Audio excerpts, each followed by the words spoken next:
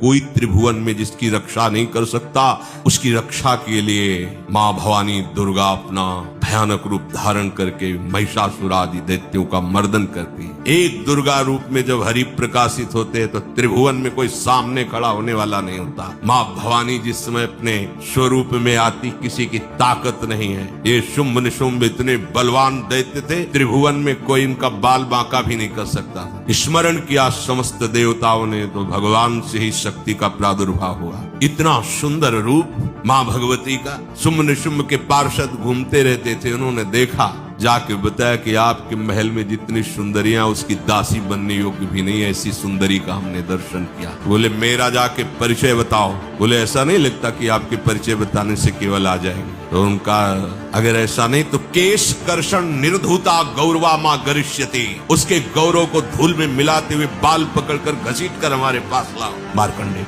उनके पार्षद गए और बताया हमारे मालिक शुंभ निशुंभ है, उनका आदेश है कि आप महल में चलो और आदर सहित, अगर आप ऐसा ना करते हैं तो मैं आपका निरादर करते हुए बाल पकड़कर घसीटते हुए ले जाऊंगा। देवी जी ने मुस्कुरा दिया और कहा अपने मालिक से कह दो जाकर के कि हम उसी की आज्ञा पालन करती जो हम पर युद्ध में विजय प्राप्त करे।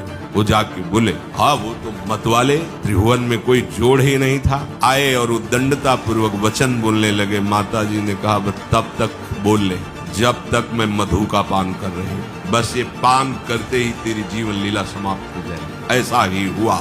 जो ही पान करके सिंह पर सवार होकर गर्जना की, सारा का सारा अहंकार धूल दूसरी काट के फेंक दिया।